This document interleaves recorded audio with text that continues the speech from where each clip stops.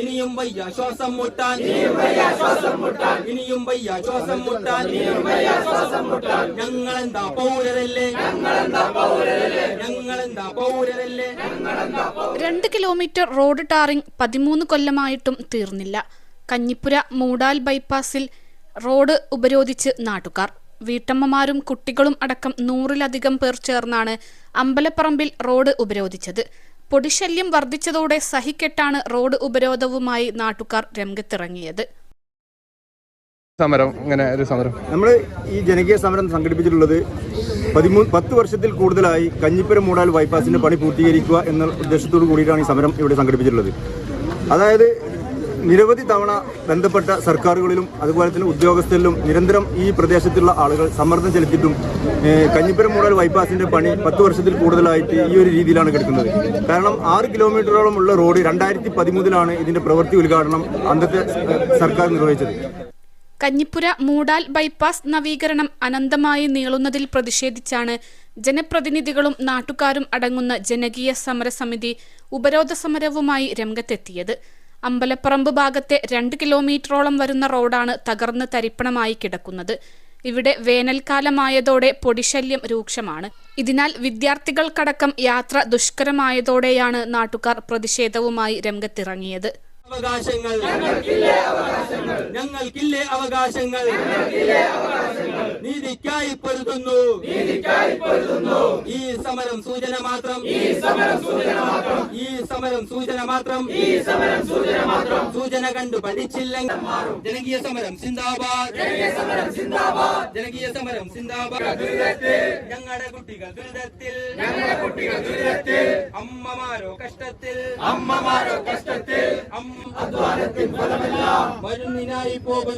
+2 degree കഴിഞ്ഞവർക്ക് world's first AR/VR class റൂമിലൂടെ smart phone engineer ആവാം. കൂടുതൽ അറിയാൻ വിളിക്കൂ ബ്രിഡ്കോ ആൻഡ് ബ്രിഡ്കോ.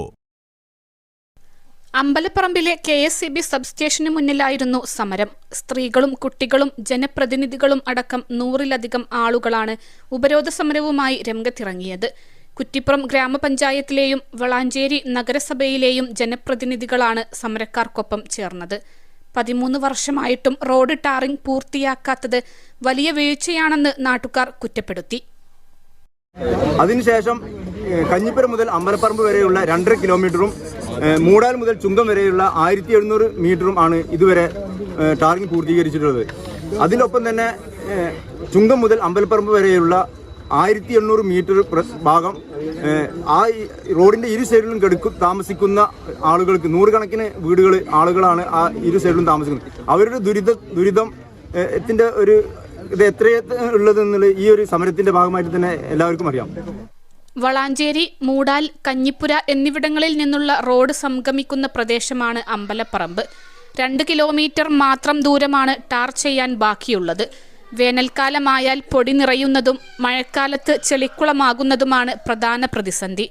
ഇതേ രൂപത്തിൽ കിടന്നിരുന്ന മൂടാലിൽ കഴിഞ്ഞ തവണ സമരം നടത്തിയതിനെ തുടർന്ന് റോഡ് നവീകരിച്ചിരുന്നു. അമ്പലപ്പറമ്പിൽ നവീകരണം പാതി വഴിയിൽ കിടക്കുകയാണ്. സമരസമിതി കൺവീനർ മരക്കാർ CP, മണി മാരാത്ത്, സാബ കരീം, സക്കീർ മൂടാൽ, റഷീദ്, കുഞ്ഞിപ്പ, സുഹൈല KK, ഫാത്തിമക്കുട്ടി തുടങ്ങിയവർ ഉപരോധത്തിന് നേതൃത്വം നൽകി. വളാഞ്ചേരി കുറ്റിപ്പുറം പോലീസ് സ്ഥലത്തെത്തി.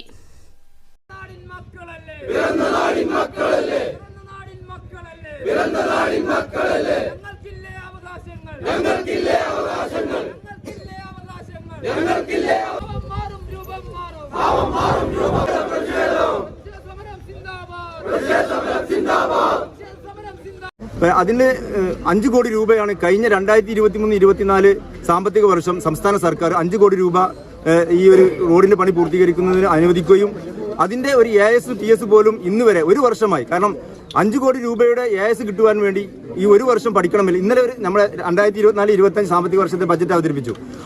1 വർഷത്തോളമായിട്ടും ഇതിന്റെ പഠിച്ചുകൊണ്ട് ഈ 5 കോടി രൂപയ്ക്കുള്ള AS TS അനുവദിക്കുന്നതിന് വേണ്ടി ഇവിടുത്തെ അധികാരികൾ, ഉദ്യോഗസ്ഥർ എന്താണ് ഇതിന്റെ നിസ്സംഗത എന്ന് നമുക്ക് മനസ്സിലാകുന്നില്ല. കാരണം കോടിക്കണക്കിന് രൂപയുടെ പ്രവൃത്തികളാണ് സംസ്ഥാനത്ത് നടന്നുകൊണ്ടിരിക്കുന്നത്. അത് ഇതുപോലെ പഠിച്ചുകൊണ്ടാണ് അത് ചെയ്യുന്നതെങ്കിൽ എന്ത് വികസന പ്രവർത്തനങ്ങളാണ് ഇവിടെ നടക്കാൻ പോകുന്നത്? കാരണം ഇതിന്റെ പ്രദേശത്തുള്ള ആളുകൾ നിത്യരോഗികളാണ്.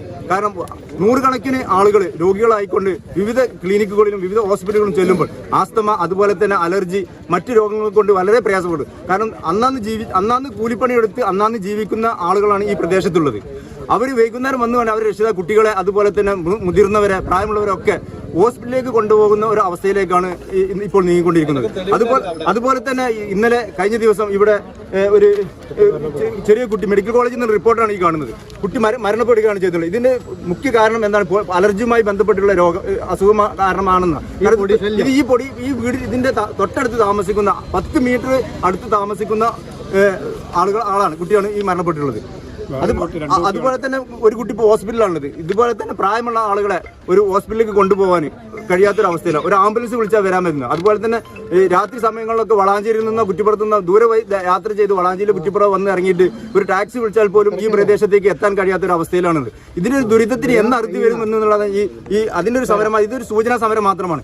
ഇത് ഒരു വ്യാപിച്ചുകൊണ്ട് ഞങ്ങൾ അറസ്റ്റ് ചെയ്തിട്ട് നീക്കുക, അല്ലെങ്കിൽ അറസ്റ്റ് ചെയ്യുകയോ, അല്ലെങ്കിൽ ഞങ്ങളെ തുറങ്കിലടക്കപ്പെടുക ഞങ്ങൾ തയ്യാറാണ്. കാരണം അത്രയും ദുരിതമാണ് ഈ ഒരു പ്രദേശത്തുള്ള ആളുകൾ അനുഭവിച്ചുകൊണ്ടിരിക്കുന്നത്. അതുപോലെ തന്നെ ഈ തൊട്ടടുത്തുള്ള LP സ്കൂൾ, UP സ്കൂൾ, അതുപോലെ തന്നെ മദ്രസകൾ, ഇവിടെയൊക്കെയുള്ള കുട്ടികൾ ദിനേന ആ സ്കൂളുകളിലുള്ള കുട്ടികളുടെ ആചരണയില്ല. കാരണം എന്താണ്? അവർ ദിവസം അസുഖം ബാധിച്ചുകൊണ്ട് ആഴ്ചകളോളം സ്കൂളുകളിലേക്കും മറ്റിലേക്കും പോകാൻ വയ്യാത്തൊരവസ്ഥ. അതുപോലെ തന്നെ തൊട്ടടുത്തുള്ള KMCT college, Markaz arts college, അതുപോലെ തന്നെ എംപയർ കോളേജ്, ഇതുപോലെയുള്ള ഒരുപാട് കോളേജുകൾ, ഒരുപാട് സ്ഥാപനങ്ങൾ. അതിനൊപ്പം തന്നെ നമ്മുടെ വളാഞ്ചേരി നഗരസഭയുടെ ആയുർവേദ ഡിസ്പെൻസറി, സബ് സെന്റർ, അതുപോലെ സബ് സ്റ്റേഷന്, ഇതുപോലുള്ള സ്ഥാപനം വിളിച്ചാൽ വരാൻ പറ്റുന്നത്. അതുപോലെ തന്നെ രാത്രി സമയങ്ങളിലൊക്കെ വളാഞ്ചേരിയിൽ നിന്നോ കുറ്റിപ്പുറത്തുനിന്നോ ദൂരെ യാത്ര ചെയ്ത് വളാഞ്ചേരി കുറ്റിപ്പുറം വന്ന് ഇറങ്ങിയിട്ട് ഒരു ടാക്സി വിളിച്ചാൽ പോലും ഈ പ്രദേശത്തേക്ക് എത്താൻ കഴിയാത്തൊരു അവസ്ഥയിലാണത്. ഇതിനൊരു ദുരിതത്തിന് എന്ന് അറുതി വരും എന്നുള്ളത് അതിൻ്റെ ഒരു സമരമായി. ഇതൊരു സൂചനാ സമരം മാത്രമാണ്.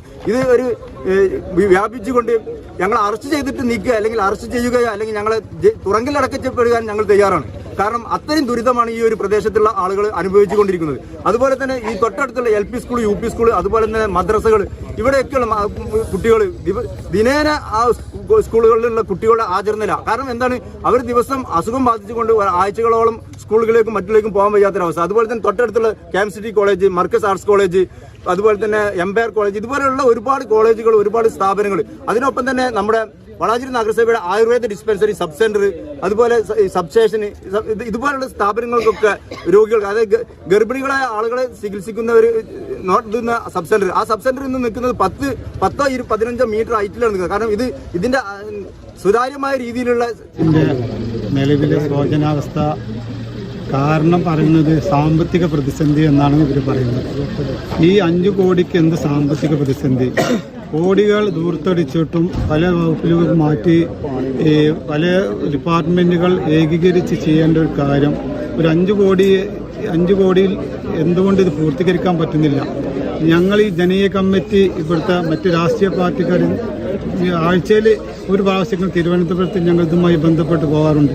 MLA കാണും, MLA മന്ത്രിനെ കാണും. മന്ത്രി പറയും ഇത് യാതൊരു തടസ്സമില്ല, എത്രയും പെട്ടെന്ന് ഫണ്ട് അനുവദിക്കും എന്ന് പറഞ്ഞു. ഇപ്പം നിലവിൽ ഈ 5 കോടിയുടെ AS കിട്ടാൻ ധനകാര്യമന്ത്രി ഒപ്പിടണം.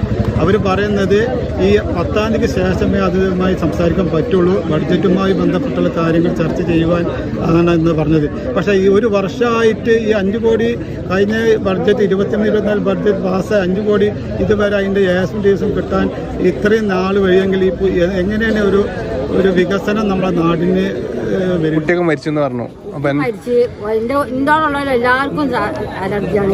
എൻ്റെ അടുത്തുള്ളവർക്ക് എല്ലാവർക്കും അലർജിയും, പനിയും, മണക്കടും, എല്ലാ സുഖക്കടകളും ഉണ്ടാകും. അവർക്ക് ആർക്കും നേരം 10 വൈകുന്നേരമോളം നമ്മളൊരു പണിയെടുക്കും. ആ പണിയായിട്ട് പോയിട്ട് മരുന്ന് ആശുപത്രിയിൽ പോകാമല്ലോ, ഭക്ഷണം കഴിക്കാൻ പറ്റും. നമുക്ക് ആദായമൊന്നും എടുക്കാനില്ലാത്ത ആൾക്കാരാണ്. പിന്നെ നമ്മൾക്ക് ഉള്ളത് റോഡും പോയി, ഉള്ളത് റോഡ് പോയി ഞാൻ കായ് കിട്ടീന്ന് പറഞ്ഞു. അതുകൊണ്ട് കാര്യമില്ലല്ലോ, നമ്മളെ റോഡ് ശരിയായി കിട്ടും. ഇല്ലെങ്കിൽ ഇവിടെ വണ്ടിയെ പോകില്ല, ഇതിൽ കൂടി വണ്ടി ഓട്ടല്ല. എത്ര വർഷം ഇങ്ങനെ കിടക്കുന്നത്? ഇനി ഇവിടുന്ന് വണ്ടി പോകില്ല, ഒരു വണ്ടി പോകില്ല. 3 വർഷമായി. ഇനി ഒരു വണ്ടി ഇതിൽ കൂടി പറഞ്ഞേക്കില്ല. അതാണ് പൊടി തിന്നിട്ട് വയ്യ. നമുക്ക് ഭക്ഷണം കഴിക്കാനില്ലാതെ എന്താ കേട്ടോ? അടുത്ത മാസം ഞങ്ങൾക്ക് നോമ്പാ. ഈ നോമ്പിന് വെള്ളം വാര്, റോഡ് പണി ചെയ്യുക, എന്തും ചെയ്ത് എന്നെങ്കിൽ ഞങ്ങൾക്കൊരു ഇത് തന്നാളി റൂം തന്നാളി ഞങ്ങൾ അങ്ങോട്ട് പോയിക്കോളാം. നിങ്ങൾ ഏതോ കാലത്ത് വേറെ പണിത്തോളി. ഇവിടെ ഇപ്പോൾ ആരും ഈ മലബാറുണ്ടെച്ചിട്ട് അങ്ങനെ ആരും നടന്നു പോകണമെന്നില്ലല്ലോ. 21 ലക്ഷത്തോളം സന്തുഷ്ടരായ ഉപഭോക്താക്കളും 2 ലക്ഷത്തോളം തിമിര ശസ്ത്രക്രിയകളും പൂർത്തിയാക്കിയ മലബാറിലെ ഏക കണ്ണാശുപത്രി Al Salama high hospital, hospital road, Perinthalmanna.